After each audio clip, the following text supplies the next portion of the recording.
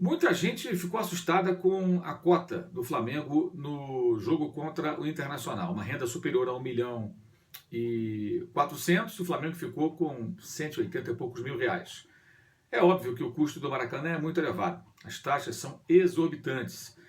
E também é evidente que o Flamengo fez a opção de jogar nesse estádio, né? Poderia ficar no Engenhão, onde já fez partidas esse ano, e havia um acordo com o Botafogo para alugar o estádio Newton Santos em outras partidas. Mas é claro, o torcedor do Flamengo prefere o Maracanã, o estádio é maior e tudo mais, a localização permite o acesso mais facilitado, mas isso tem um custo. Isso tem um custo. Isso é uma herança do New Maracanã. O velho Maracanã era um estádio, esse é um estádio caro, de manutenção cara, e jogar ali custa caro. Aqueles que defendiam os estádios, as arenas maravilhosas, lindas, padrão FIFA, nunca venderam para você, torcedor, a realidade que é estádio caro, estádio muito confortável, né, com o padrão FIFA, significa o quê? Custos também mais altos. Sempre destacamos isso nos programas da ESPN Brasil, porque era importante frisar esse detalhe. E é o que está acontecendo. É o que está acontecendo. Maracanã é só um exemplo entre outros que temos no Brasil. Estádios que são construídos com perfil e com uma sofisticação incompatíveis com o bolso de grande parte do torcedor brasileiro e também, evidentemente, com as nossas reais necessidades. Esses estádios não são feitos para o padrão do torcedor aqui do Brasil, e sim para o padrão da dona FIFA, para um evento específico que aconteceu há quase 4 anos, acabou, ela foi embora e deixou para trás essa herança complicada. Mas vamos lá. É verdade, a cota é muito pequena, isso é inegável. Mas não podemos ignorar, tá, que não fosse o ingresso barato, nem essa renda de 1.400.000 o Flamengo teria, ao que tudo indica. Dos 15 jogos que o time fez na Ilha do Urubu, no estádio para menos de 20 mil rubro-negros, né, em 2017 na Série A, 8 deram prejuízo, inclusive jogos com ingressos caros. Depois baixaram o ingresso meio no desespero, o time numa fase ruim também não adiantou. Não foi uma política razoável de preços ali. Foi, na verdade, uma tentativa meio maluca de tentar atrair de volta o torcedor, quando nem sequer criaram o hábito para que o povão fosse para aquele estádio na Ilha do Governador, pelo menos um jogo ou outro, né? E dos outros jogos em que o Flamengo não teve prejuízo, né, que foram 7 partidas, só 3 tiveram arrecadação líquida pouco superior aí aos 180 e poucos mil reais que o Flamengo recebeu. Isso tudo está no meu blog, inclusive esses números você pode acessar no link abaixo e acessar o meu blog. Lá você tem um post publicado há alguns dias, algumas semanas, em que eu detalho isso tudo, os números são bem claros. Ou seja, o Flamengo não tinha essa receita. Né? O Flamengo não está numa situação que ele abaixa o preço e deixa de ganhar dinheiro. Se não abaixar o preço, o torcedor não vai. O torcedor não vai. Nós tivemos esse jogo entre Flamengo e Inter, 19.438 sócios torcedores presentes, pagando ingresso, evidentemente. O sócio torcedor paga mais barato, no Gol Norte, na Arquibancada Norte, pagou só R$ 10.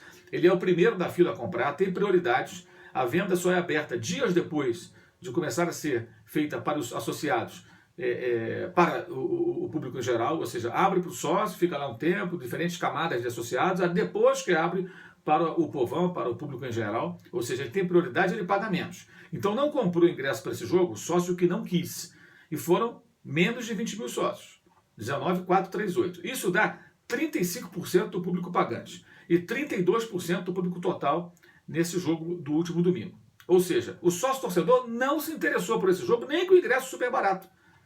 Se fosse um ingresso mais caro, é óbvio que um número menor ainda de associados compareceria e, consequentemente, um número menor de não associados. Então, a presença de 60.182 torcedores no estádio, alguns colorados e a grande maioria rubro-negros, né, entre pagantes e não pagantes, ela se deve, é óbvio, ao preço mais baixo que se encaixou no bolso do torcedor avulso, digamos assim, e do associado. Simples assim. Então não existe essa história de, se fosse mais caro, arrecadaria 4 milhões. Não tem, esse dinheiro não entraria, não há esse dinheiro do bolso do torcedor, consequentemente o dinheiro não vai para a bilheteria, ora bolas. Né? Mas é claro, é possível fazer alguns ajustes de preço. Ingresso médio de R$ 25. Contra o América Mineiro, o Flamengo teve um público menor, 47 mil pagantes aproximadamente, 52 mil presentes, uma renda maior e faturou cerca de 400 mil, ingresso ao preço médio de R$ 34. É evidente que 25 num jogo, 34 no outro, 30 no outro, dá para trabalhar com essa faixa na maioria das partidas. Mas se o time for bem e aumentar a demanda, o preço pode flutuar um pouco mais para cima. É importante que ele não desgarre, não fique um preço totalmente desproporcional, afastando de novo esse cara que está voltando para o estádio. Essa tem que ser a habilidade dos dirigentes do Flamengo. O jogo contra o Emelec tem preços caros, o jogo da Libertadores, que vai ser disputado na quarta-feira da semana que vem. aí a renda certamente será alta, porque é um jogo de Libertadores, vale a classificação. Esses 19.438 associados provavelmente estarão de volta e outros tantos sócios vão se interessar por esse jogo. Então, o segredo é, o Flamengo não pode ter um preço muito baixo em jogos que têm grande apelo para o sócio torcedor. Senão ele vai pagar só R$10 numa arquibancada, R$20 numa cadeira e vai encher o estádio inteiro com ingressos muito baratos. O preço mais baixo ele tem que ser praticado para atrair o não associado. Até para que ele se interesse por se tornar sócio torcedor, que ele vai ter a vantagem de comprar primeiro, ele vai ter sempre um bom desconto, ele vai ter o conforto de comprar pela internet, enfim, é uma isca até para que o cara que pode juntar uns caraminguais e se associar e se comprometer mensalmente a pagar um dinheiro ao clube, ele pode ingressar nessa. É importante frisar também o seguinte, gente, outra coisa que se faz muita confusão. 9 a 10% da receita do Flamengo ela é gerada por bilheteria, tá? Ou seja, o Flamengo não depende da renda para contratar bons jogadores. Se fosse assim, não contrataria ninguém, porque no ano passado foi um fracasso, como eu falei. 8 dos 15 jogos da Série A na Ilha do Urubu deram prejuízo. Sem contar, por exemplo, o jogo contra Palestino, Chapecoense, que foram também nesse estádio pela Copa Sul-Americana, que também foram fracassos de público, jogos com 5 mil, 6 mil, 7 mil torcedores, uma vergonha até institucional para a imagem de um clube que tem uma torcida que é a maior do Brasil, né? Jogar para tão pouca gente. Imagine o Rueda, né, quando chegou aqui ao país, indo num jogo do Flamengo no estádio pequeno e vendo tão pouca gente. Deve ter ficado pensando ele e os seus auxiliares. Meu Deus, é a maior torcida do Brasil e quase ninguém vem nos jogos. O que acontece aqui? Pois é, o que acontece, Rueda, é que os ingressos muito caros afastavam as pessoas. Com os ingressos ficando num preço acessível, o resultado foi evidente, né? As pessoas acabaram comparecendo ao estádio. Os custos do Maracanã eles são evidentemente muito altos, isso aí todo mundo sabe, né? Mas entre despesas e taxas, né? Que existem taxas que são inevitáveis, né? Se o Flamengo fosse o gestor do estádio, ele teria entre aqueles descontos todos, né, não seriam descontados cerca de 330 mil nesse jogo entre Flamengo e Inter, né? São os itens aluguel e custo de infraestrutura, porque o Flamengo não alugaria o estádio para ele mesmo, os custos de infraestrutura também não apareceriam ali, porque isso entra em manutenção, em despesas fixas do estádio que dependem de um jogo. Mas praticamente todos aqueles outros itens que você vê no borderô, tá? E você acha o borderô no site da CBF, o link também está aqui embaixo, aqueles itens vão continuar, a taxa da federação, todos aqueles impostos, custos de arbitragem, bababá, tudo vai continuar. O Flamengo sendo gestor do Maracanã ou tendo o seu próprio estádio, ele teria essa despesa de um jeito ou de outro, isso aí não tem jeito. Então a gente pode calcular aqui por alto que o Flamengo ficaria, se ele fosse o gestor do estádio, sem esses itens, com mais ou menos R$500 mil de uma renda bruta de 1.400.000, um terço da renda mais ou menos, né? Só para ter uma ideia. Só que aí o clube, sendo gestor, ele teria que arcar com a manutenção do Maracanã, que o Flamengo não tem nada a ver com a manutenção do Maracanã. Ele aluga o estádio, joga, pega aquele caraminguá e vai embora. Ele não tem que ficar bancando conta de luz, seguros, cadeira que quebra, lâmpada que queimou, os impostos, nada. Isso é problema de quem administra, lá, a dona Odebrecht, lá, que tem que cuidar, que é quem aluga o Maracanã do Flamengo. O Flamengo não se preocupa com o estádio. Quando chega no mês da Copa, quando chegar o mês da Copa, que não vai ter nenhum evento, nenhum jogo de futebol, a Odebrecht que faça show, carnaval, sei lá o quê, o Wesley Safadão, o forró, é problema dela, para gerar receita do Maracanã, além das visitações turísticas e outros eventos que eventualmente aconteçam por lá.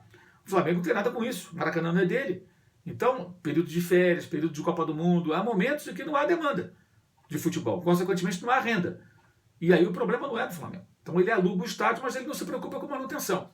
Vamos citar aí 2 exemplos dos clubes mais bem-sucedidos, né, pelo menos vistos assim, com relação à arrecadação em seus novos estádios, Corinthians e Palmeiras. A manutenção dos estádios, das arenas desses 2 clubes paulistas, ela custa em torno de 2 milhões a 2 milhões e 300 por mês, tá?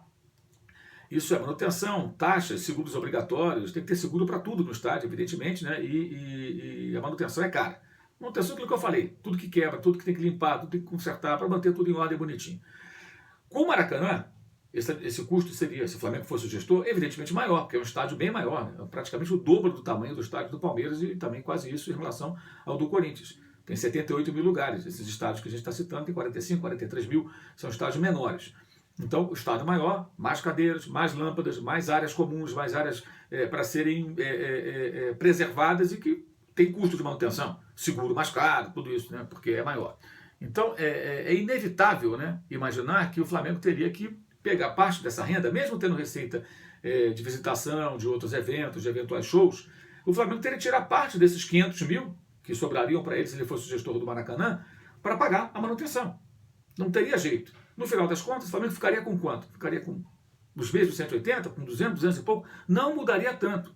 Então a questão é, para que o Flamengo faça do Maracanã algo rentável, ele tem que um dia virar o gestor do estádio, ele tem que arrancar as cadeiras atrás dos gols e aumentar a sua capacidade, diminuir custos de manutenção, porque aí não vai ter mais cadeira que quebra ali, vai ser cimento, o pessoal em pé, que nem no estádio do Borussia Dortmund ou como nos estádios alemães, né? Você reduz o custo ali de manutenção, utiliza aquelas áreas como áreas populares, podendo o ingresso até cair um pouco de preço, porque ficou mais barato manter aquele espaço. Ali cabem 19, 20 mil pessoas atrás de cada gol. Você aumenta isso para 20 e poucas mil automaticamente, 25, 30 mil. Aí tem que fazer um cálculo com os bombeiros para saber qual é a capacidade que passa a ter aquele local. E você pode cobrar caro dos outros setores mais nobres. Aí você pode enfiar a faca lá, quem quiser que pague. Você te oferece ingressos mais baratos e aquele que quer mais conforto, uma cadeira mais central, bonitinha e tal, comer sushi, esse cara vai pagar mais caro, né? Ponto. É isso. Esse é o mecanismo. É o modelo dos estados alemães. Né? Sendo que nos estados alemães, o torcedor que paga ingresso mais caro, ele o faz sabendo que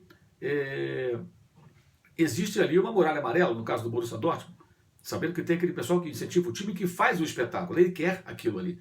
Ele não está no meio, mas ele sabe que ele pertence àquele clube, àquela torcida. Então mesmo o cara que for no Maracanã mais, pagando um ingresso muito caro, ele vai curtir saber que tem um povão ali torcendo, gritando Mengo, essa coisa toda, no caso específico do Flamengo, isso valeria para outros clubes também. Então é muito importante entender isso. Não é um cálculo simplista, deu só 180 e poucos mil de renda, o ingresso foi barato. Sim, se o ingresso fosse caro, a renda seria menor ou até igual, que fosse igual. Ia dar o mesmo dinheiro, só que com o Maracanã vazio, gente. Isso é evidente, é matemático.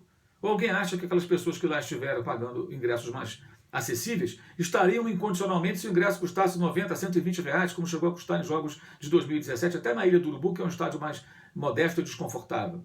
É brincadeira, não dá para pensar assim. Então, você, torcedor, tome cuidado com essa ideia que estão tentando vender. Tá? Como se o time estivesse rasgando dinheiro. Não está rasgando dinheiro.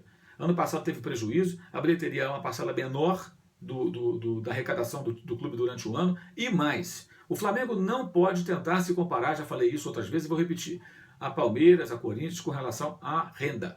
Por quê? Porque o Rio de Janeiro não é São Paulo. O poder aquisitivo em São Paulo ele é maior. O Palmeiras e o Corinthians têm aí um núcleo de cerca de 70, 80 mil talvez associados que pagam a mensalidade do sócio torcedor e que se dispõe a comprar esses ingressos a preços salgados. O Flamengo não tem essa gente toda. Vide que com ingressos baixos, preços mais baixos, no caso bem barato para o sócio torcedor, R$10 atrás dos gols, menos de 20 mil associados se dispuseram aí ao jogo contra o Internacional. Né? Então você tem aí uma realidade que é diferente. Poder aquisitivo menor, perfil do torcedor menor, e o Flamengo é um clube popular. O Flamengo não tem que pensar em ser campeão de renda. Ele vai ter grandes arrecadações em jogos que vão atrair todo mundo, inclusive o cara que pode pagar mais caro. Aí vai mudar o perfil da arquibancada, evidente, a demanda vai determinar uma outra precificação e aí a renda vai ser alta e tudo mais, mas isso é um jogo ou outro. E pode ter até um impacto técnico, essa é uma outra discussão, pela mudança de perfil e atmosfera do estádio. Mas falando do ponto de vista financeiro, econômico, é isso que acontece. Agora, para que o Flamengo tenha sempre públicos bons, o preço tem que flutuar. Descer um pouquinho, subir um pouquinho, isso vai variar de acordo com o quê? O momento do time, o interesse do torcedor, demanda, evidentemente, e aí você vai ajustando o preço para sempre ter casa cheia, para você fazer com que o clube seja não o campeão de renda, mas o campeão de público. É isso que o Flamengo tem que ser. Se o Corinthians seguir um outro caminho, a opção do Corinthians, o Flamengo tem que seguir a dele, não tem que se mirar em times paulistas, nem de outros estados. Cada um é cada um.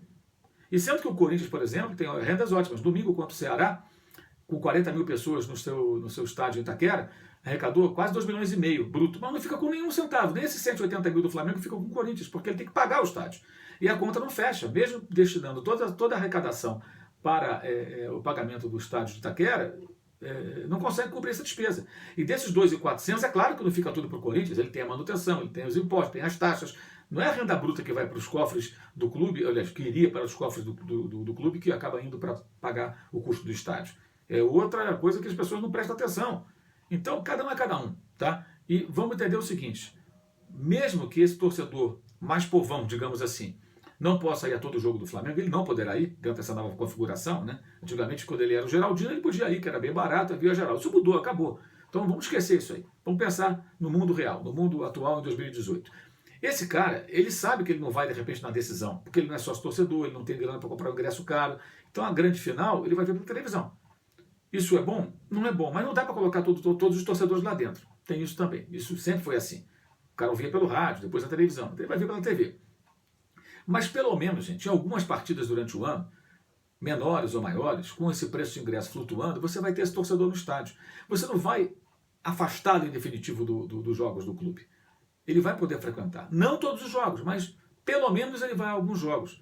E isso faz com que ele, com que o seu filho, com que seus amigos, a sua família, as pessoas do seu meio e da sua classe social, do seu poder aquisitivo, também possam frequentar não apenas treinos, mas também jogos do clube. E sendo um clube popular, como é o caso do Clube de Regatas do Flamengo, isso é fundamental. O entendimento disso é fundamental. Então não olhem para esse número frio dos 180 e poucos mil como se ele fosse ruim. Ele é ruim dentro de um cenário em que fugir disso é muito difícil e é muito complexo. E aí o Flamengo teria que passar por outras situações de assumir o Maracanã, virar o gestor e tentar cortar custos, adaptar o estádio à sua demanda, à sua necessidade, à sua torcida, para aí sim conseguir fazer com que esse 180 vire, sei lá, 40%, 50% de uma renda de 1,5 milhão quase, sei lá, 700 mil. Eu acho até que isso é possível. Pelo que conversei com várias pessoas, é possível sim. Mas com o estádio ficando sob sua responsabilidade. E aí, lembrando também, se você é responsável pelo estádio, você tem que gerar receitas fora dos jogos para que ele se sustente. Manutenção. Senão, todo o dinheiro que entrar de renda vai ter que ir para lâmpada que queimou, cadeira que tem que trocar, impostos, taxas, seguros e etc. Enfim, tentei aqui de alguma maneira fazer com que a gente possa entender melhor o que envolve o Maracanã e essa discussão. E a minha preocupação, não embarque na conversa fiada dos elitistas que vão tentar convencer o torcedor mais desavisado de que o Maracanã tem que ter ingresso caro, que o ingresso barato leva o clube à bancarrota. É mentira, isso não é verdade. Tá? Novamente, aqui embaixo tem um link. Veja as rendas ridículas que o Flamengo teve com ingressos caros e até com ingressos mais baratos, já no desespero no final do Campeonato Brasileiro do ano passado, jogando na Ilha do Urubu, que é um estádio menor. Um estádio que eu até acho que foi uma boa sacada naquele momento, mas que deixa de ser no momento que o Flamengo vira as costas para ele. Né? O Flamengo, quando escolheu a Ilha do Urubu, montou o estádio ali, tinha que jogar ali prioritariamente. Caíram as torres, não consertaram até hoje, só depois da Copa, que é um problema complicado, né? E ao mesmo tempo já se gastou aí uns 20 milhões nesse estádio. Essa é uma outra questão. Quando fizeram a opção, era para esquecer o Maracanã. Só correr para o Maracanã em jogos realmente de grande apelo. E não é o que está acontecendo. Né? Isso já vinha correndo para o Maracanã até antes disso. Mas enfim, essa é uma outra conversa, uma discussão para um outro momento, quem sabe num outro vídeo.